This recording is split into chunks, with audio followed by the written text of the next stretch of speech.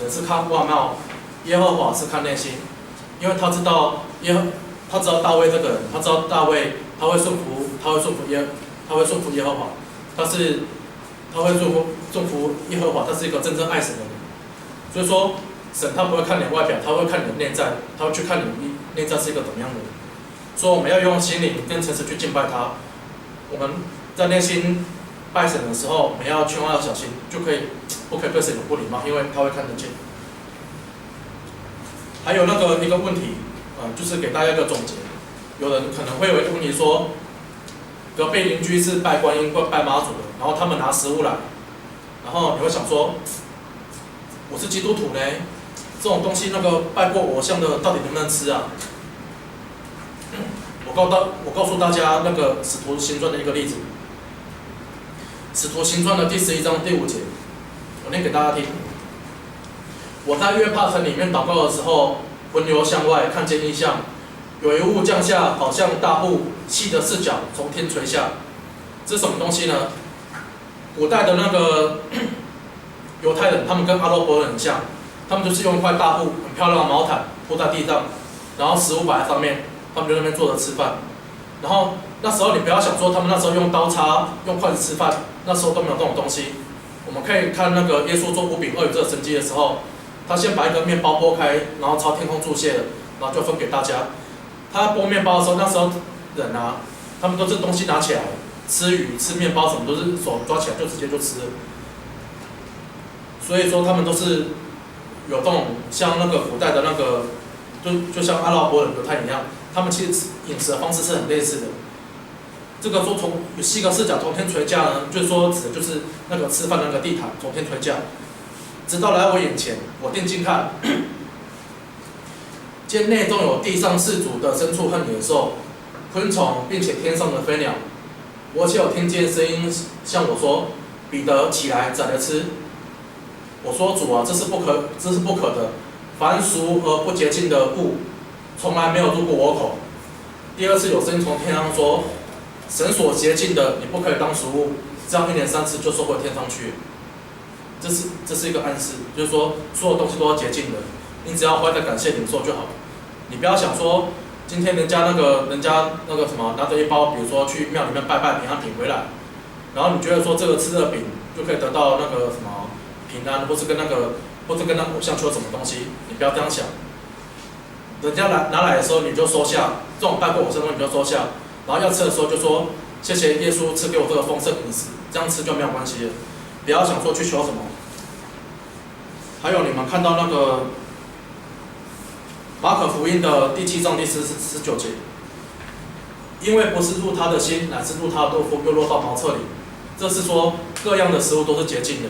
所以说我们现在在新约这个时代，我们不用像传统的旧约的那些犹太人一样，因为耶稣已经来了，所以我们不用像他们一样注重说这个不能吃，那个不能吃，什么2个铁不能吃，在水里有没有鳞的不能吃，我们不用遵守这样的规定，我们只要怀着感谢领受就好了。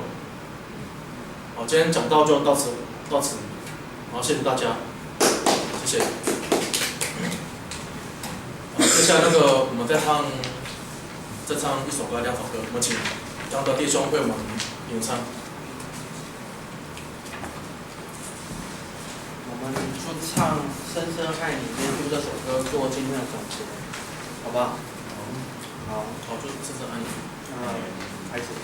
我生命中最渴望的一件事，切慕你，单单寻求你，用我全心全意，用我全力爱你，敬拜你，让你荣耀充满全地，深深爱你，耶稣，深深爱你，耶稣，我爱你，超越生命中一切，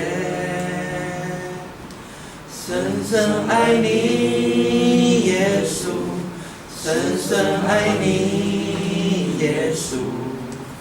哦，我爱你。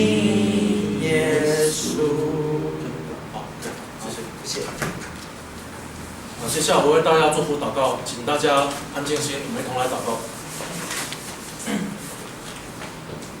亲爱的主耶稣，孩子们，谢谢你，主啊，谢谢你，让我们在母亲节这个美好的时刻，让我们可以聚在一起。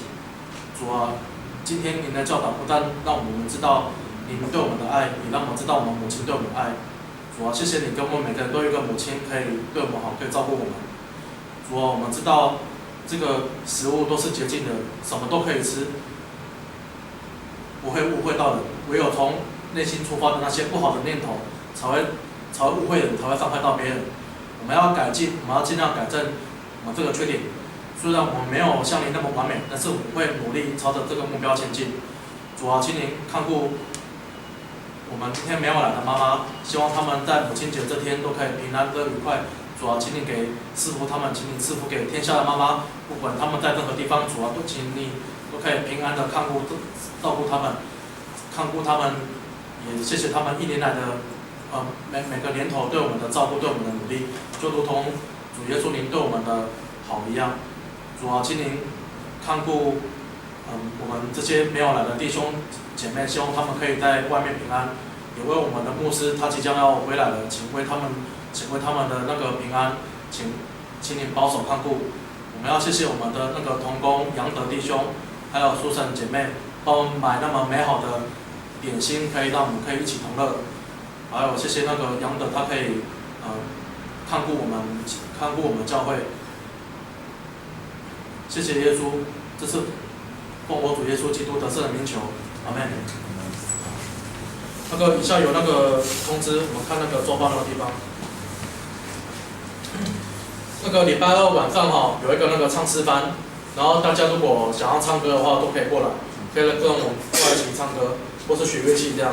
然后礼拜六呢，下午有一个教学班，从英文 English Corner 有一个英文教学班，就是从下午的4点半开始到那个6点半。然后下个礼拜呢，就不是Jason教了，下个礼拜就是因为杰克牧师应该会回来，所以说会换那个我们杰克牧师教。然后如果想要归入主名下的，就是说有感动的，或是你有家人朋友想要受洗的，然后请找我或者找牧师，然后都愿意帮助我们教会的，我们奉献在后面。好，谢谢大家，谢谢。